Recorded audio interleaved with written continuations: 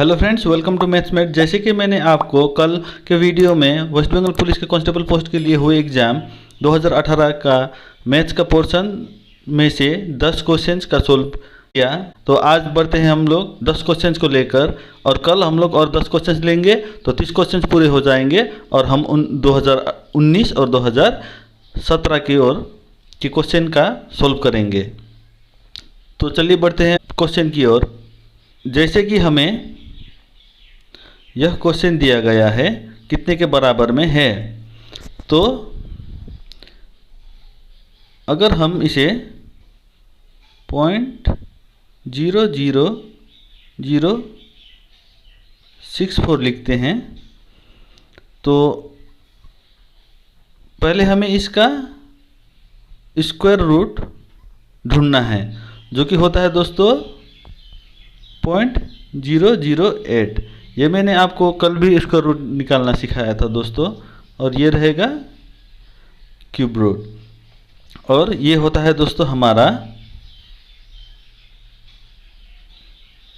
0.2। ये रहा हमारा आंसर, जो कि होता है ऑप्शन सी। 12 पेंसिल्स का क्रय मूल्य 10 पेंसिल के विक्रय मूल्य के बराबर है, तो लाभ प्रतिशत कितना है। हमें कहा गया है 12 पेंसिल का क्रय मूल्य, जो कि होता है दोस्तों सीपी, 10 पेंसिल के विक्रय मूल्य के बराबर है, एसपी के बराबर है। तो हम ये कह सकते हैं कि जो 12 पेंसिल्स का सीपी था वो हम 10 बेचकर उसको चुका चुके हैं, जो कि हमारा अपना भाषा में कहें तो हमारा जो सम है वो आ चुका है, तो फ़ायदा जो है वो इसमें से रहेगा। यानी कि अगर 12 में से हम 10 को घटा दें तो 2 होता है, यानी कि हमारा फ़ायदा 2 है, और हमें ढूंढ के निकालना है परसेंटेज में। तो 10 में से 2 कितना परसेंट होता है, यही तो ढूंढना है ना। तो हम इसको काट लेते हैं, तो 2 दहें होता है दोस्तों 20। ये रहा हमारा आंसर, जो कि होता है ऑप्शन बी। एक घड़ी का घंटा कांटा और मिनट कांटा का गति का अनुपात कितना है।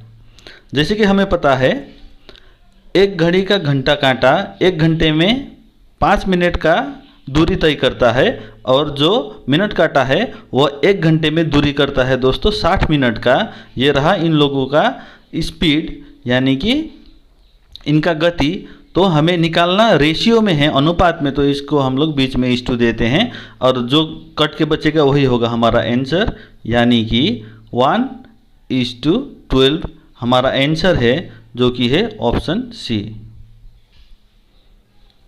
एक व्यक्ति नदी को लंबवत तैरना चाहता है।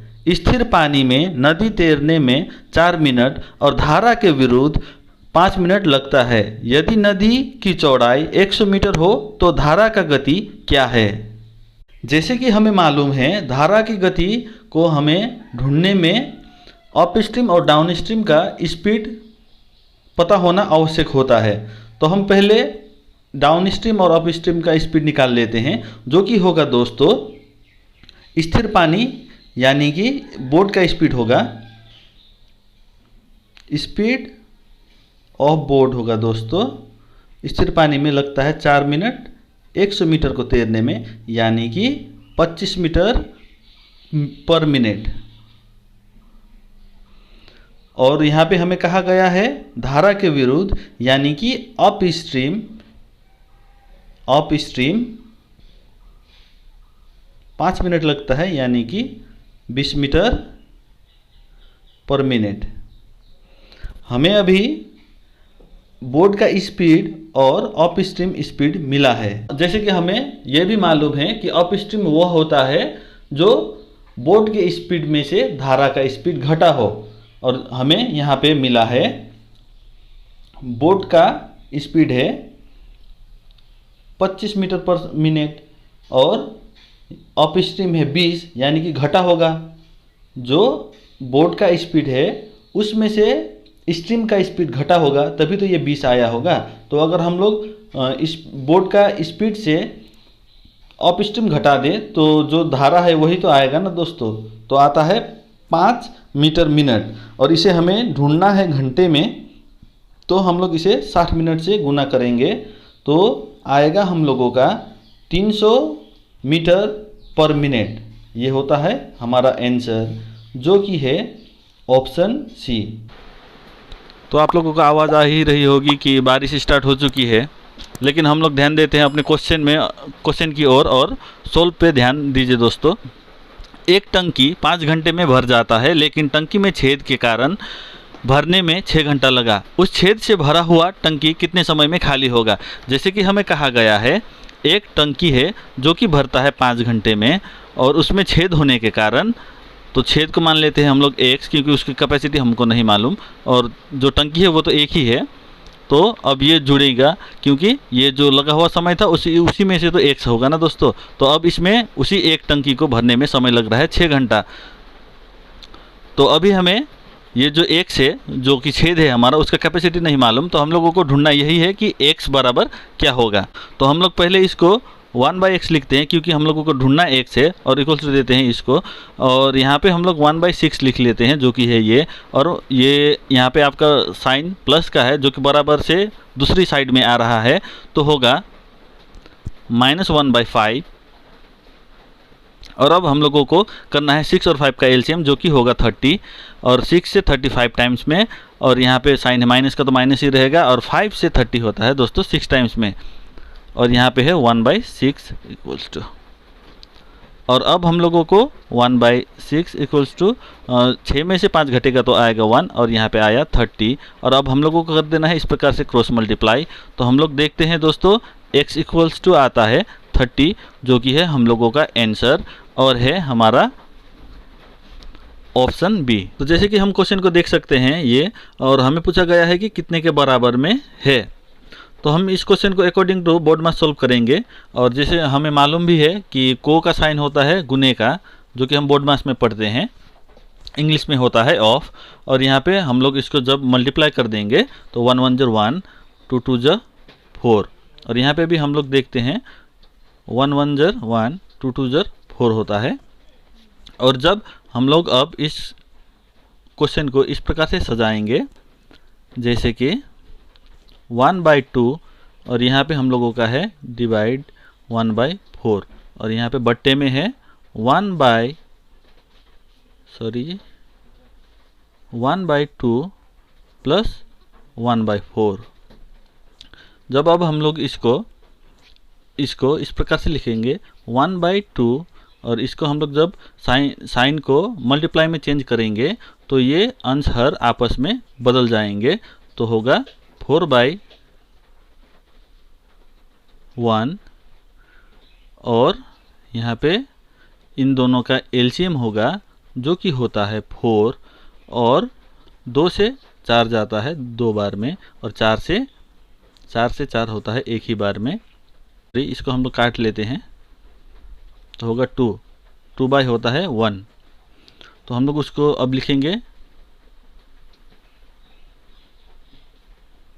2/1, और यहाँ पे है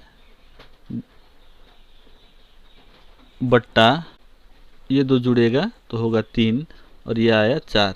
इसको हम लोग इस प्रकार से भी लिख सकते हैं 2/1 × 4/3, जो कि होता है दोस्तों हमारा 8/3 हम लोगों का आंसर, जो है ऑप्शन सी। किसी घड़ी में 4 घंटी बजने में 4 सेकंड समय लगता है, उस घड़ी में 8 घंटी बजने में कितना समय लगेगा? जैसे कि हमें कहा गया है 4 घंटी बजने में 4 सेकंड का समय लगता है, जबकि 1 2 3 4 ये इन चारों घंटी बजने में 4 सेकंड लगते हैं, जबकि यहाँ पे 3 गैप है, 1 गैप 2 गैप 3 गैप, 1 घंटी 2 घंटी 3 घंटी 4 घंटी, 4 घंटी में 3 गैप है, तो 1 घंटी में कितना समय लगेगा? जो कि होता है 4 सेकेंड 3 घंटे के लिए, तो 1 घंटे का कितना समय होगा, ये इस प्रकार से आएगा। और हमें पूछा गया है 8 घंटे बजने में कितना समय लगेगा, तो हम लोग ये भी समझ लेते हैं कि 8 घंटे बजने में कितना गैप आता है, यानी कि कितना रेस्ट रहेगा। तो हम लोग घंटी गिनते हैं 1 2 3 4 5 6 7 8, और यहाँ पे गैप चेक करते हैं 1 2 3 4 5 6 7।